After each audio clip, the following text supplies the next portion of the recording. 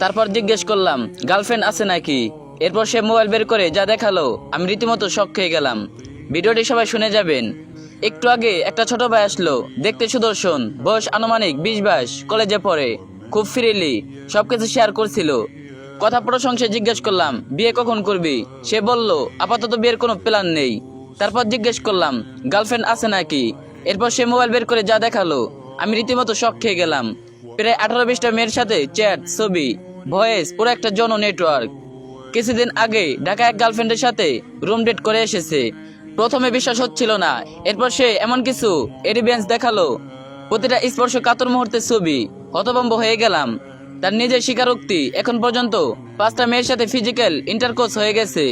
তদন্তে একটা ছিল বিবাহিত, বাকি 4জন অবিবাহিত স্টুডেন্ট ছিল। সে বলল এসব করতে তেমন কোনো কষ্ট লাগে না, শুধু হোটেল ভাড়া ও কিছু শপিং করে দিলেই হয়ে যায়। কনসার্নিংটা একটু লক্ষ্য করুন, কলেজের একটা স্টুডেন্ট, 20-22 বছর বয়স, সে 5টা মেয়ে সতীত্ব ভোগ করে ফেলেছে।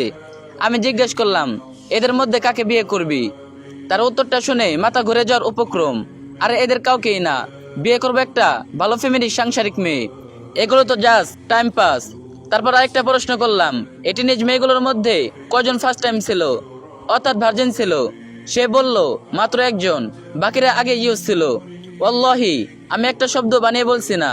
আপনারা কল্পনা করতে পারবেন না সতীত্ব বিলানোর প্রতিযোগিতা কতটা পরোক্ষ ধারণ ধরছে। জিনা নীরব মহামারী চলছে, সতীত্ব লুণ্ঠনের উৎসব চলছে। তাই বন্ধুরা সবাই সাবধান। আল্লাহ তাআলা সকল ভাই বোনদেরকে বোঝার তৌফিক দান করুক, আমিন।